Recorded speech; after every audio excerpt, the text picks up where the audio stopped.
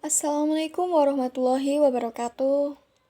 Halo, saya Jaisa Astiarvani dari Forum Ananggersi. Saya ingin menyampaikan suatu kesimpulan yang saya dapatkan dari mengikuti webinar yang diadakan oleh LPA Jatim dengan judul Mengenal Cybercrime Terhadap Dampak Bagi Kesehatan Mental. Sebelumnya, saya akan mengulik tentang kehadiran internet. Nah, kehadiran internet ini tidak hanya membawa dampak yang positif dan tidak hanya membawa dampak yang negatif, tetapi kehadiran internet ini membawa berbagai perubahan yang sangat menyeluruh di berbagai sektor kehidupan manusia. Dengan total 3 miliar manusia dan sekitar 40% populasi di dunia ini menggunakan media sosial. Ya, begitu penting bagaimana caranya melindungi anak dalam menggunakan internet. Apalagi menurut sejumlah laporan yang didapatkan menghabiskan rata-rata 2 jam setiap hari untuk membagikan, menyukai, menulis cuitan, dan memperbarui perangkat dengan total sekitar 500.000 cuitan dan foto Snapchat yang dibagikan setiap menitnya. Apalagi nih ya, di era zaman modern ini anak-anak sudah pandai, sudah mahir untuk mengakses internet. Padahal di usia anak-anak rentan banget kena cybercrime. Cybercrime itu kejahatan dunia maya. Tapi di internet ini tidak hanya terdapat dampak buruknya saja, tetapi ada dampak positifnya dengan cara memanfaatkan penggunaan internet itu dengan sebaik-baiknya, dengan cara mengakses informasi yang luas sebagai sarana pembelajaran, dan mempermudah komunikasi serta memonitoring. Dampak penggunaan media sosial ini tidak hanya yang positif loh, tetapi ada juga yang negatif.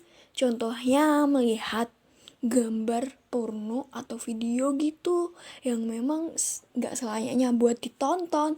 Terus ada juga yang namanya hacker, terorisme di grup-grup gitu. Itu semua tergantung semua pengguna di internet sih. Makanya kita harus bijak dalam bermedia sosial. Lalu apa yang kita dapatkan bila kita tidak berbijak dalam bermedia sosial?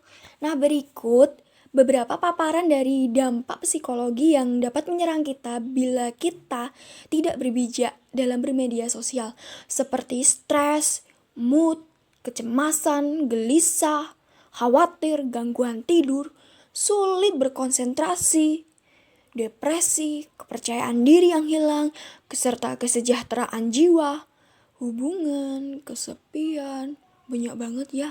Oh iya, menurunnya tingkat kesehatan yang disebabkan oleh seseorang. Obesitas karena meningkatnya hormon ghrelin memberi sinyal rasa lapar pada tubuh seseorang.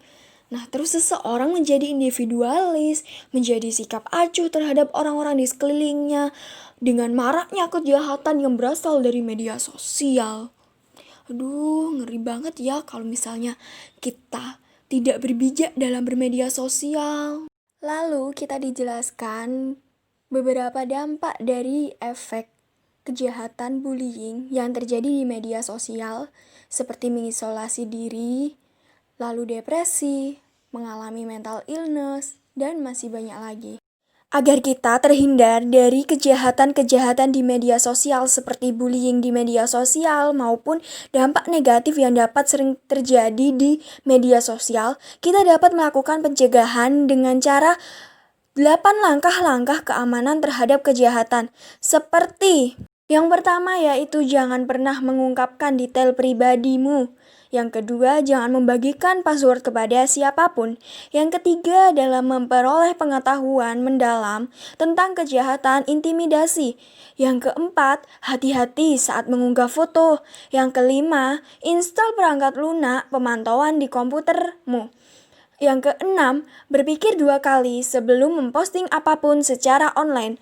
Yang ketujuh adalah selalu mencoba mengatur kontrol privasi di media sosial. Yang kedelapan adalah selalu mencoba logout dari akun setelah digunakan.